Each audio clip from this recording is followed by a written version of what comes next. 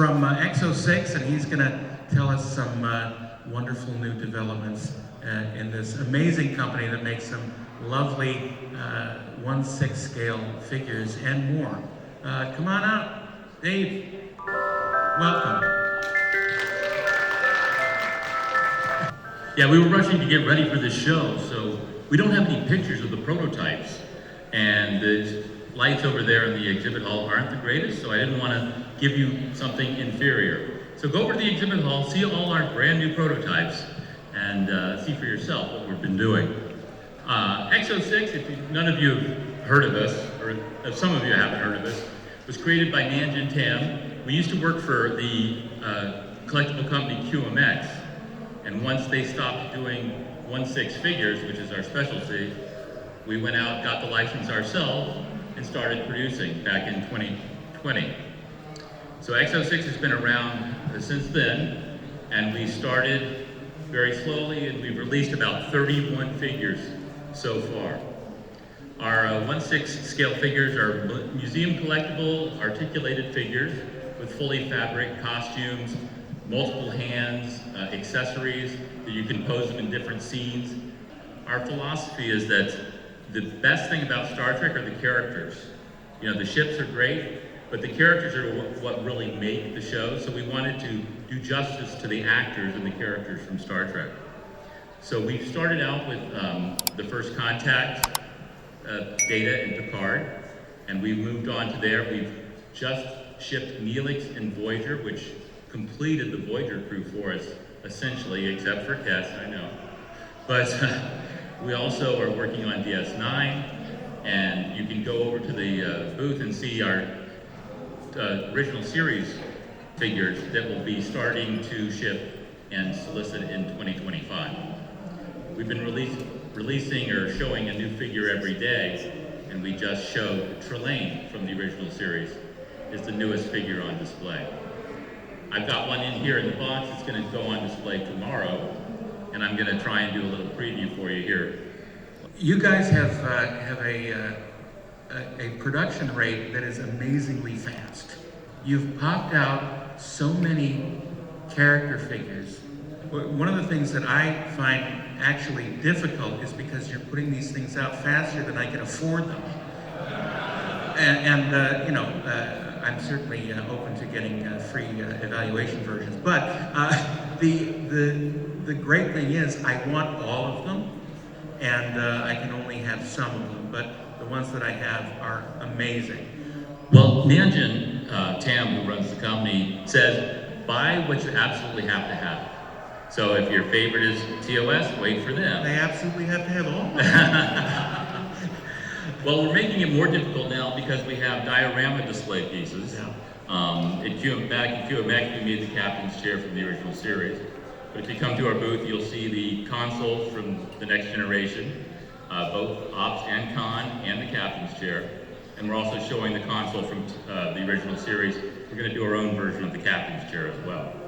So it's going to get a lot more expensive. Sorry.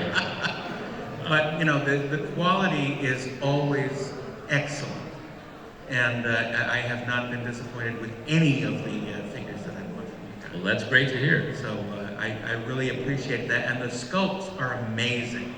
I think that's one of the things, the head sculpts are so good that it's actually frightening. It's as if you've done some sort of voodoo thing to shrink these actors' heads.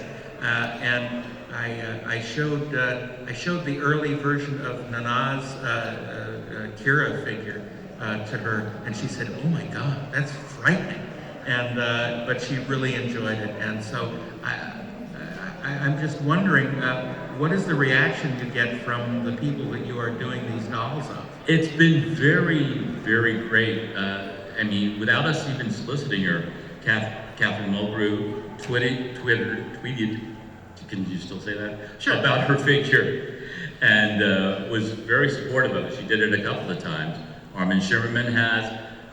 Jeffrey Coombs actually sent me some assets that even the studio didn't have for his characters to help us develop them. So it's been great. And to say to the sculpts, I mean, we get high-res assets from the suit from Paramount for the more recent shows, but sometimes it's hard to get stuff from back in the day. So yeah, I mean, these guys can attest to that. So it's just a matter of studying as many screen caps and publicity photos as you can possibly do, and work with your sculptors, because we have many sculptors all around the world that work on these portraits. And they may go through an iteration 10 times. I mean, we're showing Beverly Crusher at the show for the first time, but Beverly has been in development for about 4 years, and her hair about 6 years. Right. So it's been very tough to get it just right, but we won't release it, we won't show it until it is right. It's truly amazing. You have some amazing artisans doing this work, and 𝗕𝗔𝗩𝗘 is really good about sort of being able to select things that meet his requirements, and that's a tricky business to be in. Yeah, he's all about surprises. Yeah. I mean, the original series, did anyone think you'd see Romulan Kirk or Trelane? No. Or even the Gorn, really. I mean, that was a little difficult Well, to do. everyone's tried a Gorn figure, Yeah. and no one has done it right. The one in the cabinet over there is so freaking good. Well, thanks. It's a guy in a rubber suit, Yeah. essentially, you know, but that's hard to do in 1/6 scale. Absolutely. You know. We have about 3 minutes. Okay, well, let me show you what we're going to be putting in the display cabinet. This is original for us because it's the first time, aside from 𝗕𝗘𝗥𝗖𝗄𝗎, which had a light up eye, this is the first time we've done extensive lights in a figure. Ooh. I'll show you here. Ooh, look at that. This is going to be Worf from First Contact. And anytime it lights up in the movie, it's going to light up on the figure. Oh, that's cool. It's going to be controlled by a magnet. Right now, the magnet in the prototype is in the phaser rifle. But then we realized, well, you don't want to really unpose him every time you want to turn him on. So we're going to do something different for the magnet. Wow, that's amazing. And spacesuits are not easy to do, especially at this scale. That's wild. Stand by. The bridge is smashed. The computer's inoperative. This is the phaser rifle, which you will want to pose him with. This is an early prototype. There we go. Look at that. Yeah. It lights up on the leg, the arm, the chest flashes, the helmet. Wow. The helmet flashes. So most of our stuff operates through a USB-C cable, including the 4 galcos. If you go over and see how impressive those are, we have a bunch of stuff that's going to be powered that way. So, That's awesome. David, thank you so much. EXO-6, Factory Entertainment, thank you all. And stay with us.